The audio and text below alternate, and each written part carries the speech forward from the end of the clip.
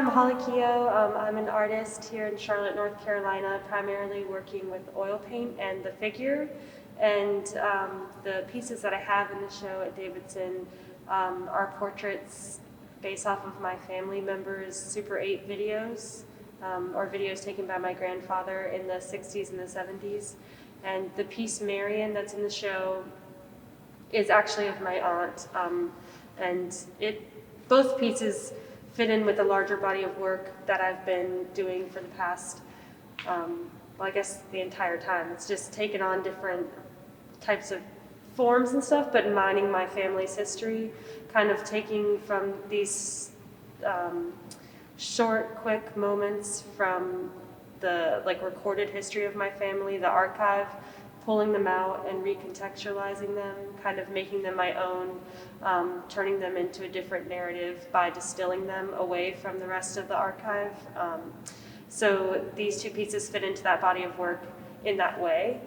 They differ from the body of work that I've had based off of the other Super 8 videos, because in these two especially, I feel like I really wanted it to be about the portrait, and so there's less environment that they occupy, or the environment is a lot more ambiguous.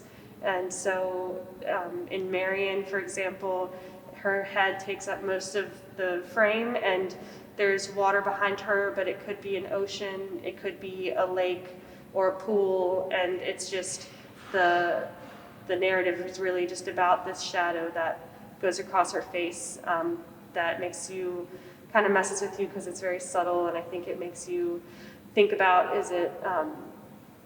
it just makes it feel like a quicker moment in time that's really what you're capturing. My family, they were born and raised in England and Scotland, and they moved to the United States in their early 20s and had my sister and I. And my mom is one of four, and all of my aunts and uncles and relatives, they all still live in England. So growing up, we were just constantly mailing these photographs back and forth to each other, and they kind of stood in for these events that we were made to feel a part of, because we had this photo documentation of this, this new house they bought or this birthday party. But then whenever we would go to visit them in person, you'd realize that these photographs, they really couldn't make up for not being there with these people. Like, they had aged, they had changed their style and their mannerisms. So I've been very interested in our collective need to archive and document our histories and our lives, and that kind of friction between photographs or paintings, inability to capture this whole truth. So yeah, it was really my need to kind of go through and pick out those moments and paint from them were sparked by that. I am reinterpreting these videos that were taken by my grandfather. In a lot of ways it feels like a collaboration, but it also feels like a collaboration is more where you have this back and forth, and I just really have this echo left by him, that there is no back and forth. It's just an absorbing of this and a transmission of it. So in one way, yes, but in another way, I don't even know that he would. I have no way of understanding how he would even think about these, and it's important in my practice that it's not based in nostalgia or trying to recapture the original moment in time. It's really about addressing the issues of the photographs and the videos' inability to capture these moments in time, and that my painting might, in a way, be, I'm imbuing it with my own personal experience. They become more like self-portraits. They're not intended to be a portrait of my Aunt Marion. It's no longer even about her or my grandfather. It's about a mood and a feeling and some of my daily textures and life events that I'm kind of projecting onto this imagery. So I do feel like I change it a lot in that way. And also, it's interesting because everyone sees the final portrait, but in the reality of the reference imagery, it was a millisecond of that duration. And so in my decisions of when to pause these and what moments to pull out, I feel like I really become the new director of these films. Stylistically, I think all of my work, the thread that runs through it is this push and pull between this figuration and kind of realism and this distortion, whether that's through soaking the portraits and kind of making them bleed so they're not as crisp, or in the case of the video stills, making it kind of have this fuzziness. And so specifically about those, each color that I use, I'm mixing it like per brush stroke at a time. So it's a very, I'm not mixing on my palette big chunks of paint.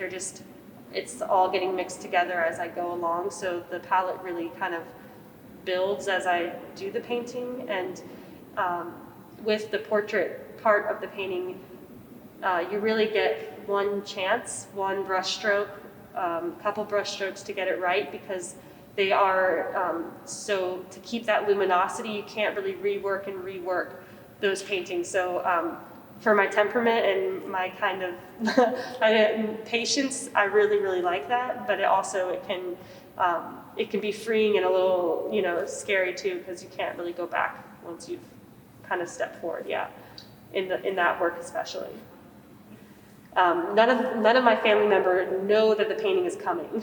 They just see it after the fact and they're like, whoa, so in that sense, it's super important to me because there's no expectation that it needs to look like them at all. So I don't go into the painting wanting it to have any likeness actually to the original image. I just want it to be a good painting. And then when I've done commissions, or if somebody, basically the biggest change in me as a painter that takes away the freedom is if the subject knows the painting is coming, then it somehow comes in my head, all of the expectations they have of how they want to be seen. That's why I find it so fascinating, because you have no idea how people see themselves until you've done a portrait of them and it does or doesn't meet their expectations. And so that's, super interesting. Having all these works, being able to see them together in a body that make this group of paintings feel different from the other ones is that all of the color paint is very transparent and thin, and then it's kind of grounded by like a super rich dark black that all of them have. And the works that are on red backgrounds or on super saturated yellow backgrounds, I found that in all of my work there needs to be some void of color that kind of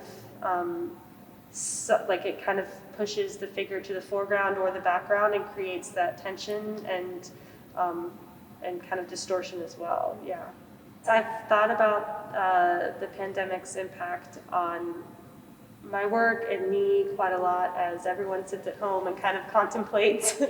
And at first I was like, how lucky am I that I just spend a lot of time alone anyways? I'm fine. I have my studio and I can paint like wherever. I'll just keep painting. And then as this has gone on months and months and months, you start to realize like how important the social aspect of my life is in influencing my work, conversations I have with other people, just interactions, just like, seeing. So it starts to, for me, like force you in a way to consciously stay inspired, whether that's, new books that you're getting for yourself or digging for new shows or just going on a lot of walks. I've found that like trying to fill some more of that solitary time has been important for me.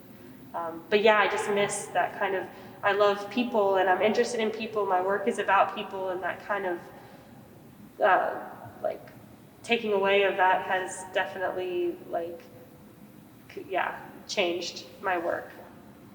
One thing that I've done is started to paint more of my friends and more people, and that is a change. So less, like I'm still like kind of digging through family, but I'm also like thinking about my current experiences in a different way, or recent history, like, times out with friends, or just pictures that I have on my phone that I've taken, because it's interesting because I guess there is that gap, just like there is with my family right now in England. There's that gap with friends that we just aren't seeing each other. So there's still room for me to kind of paint them. I feel like, yeah.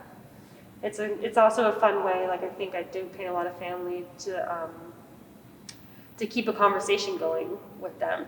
It's like a way of, when someone paints you, then you guys are talking, and it's a way of connecting for me. And so I think that's probably why I've been painting a lot more friends and stuff too. It's like I miss you, but there's here you are kind of thing. So yeah, I think it's a time of change for everyone, introspection, in my own way, trying to continue to experiment for me, which means kind of painting smaller. This series of work is definitely maybe the most personal, and like because it is taking out these seconds, and I've talked to people about this, but it's weird when then to me that second is no longer just mine, it's gone, especially if that piece sells or it goes away. It's like you're giving away little seconds and minutes of your memories or of your family's history that then they'll make their own. They have their own projections on those kind of like moments. But the reason I give myself like the parameter of family photographs is because I feel like I could make a million paintings based off of even just one picture, just by exploring how you can distort that figure over and over again.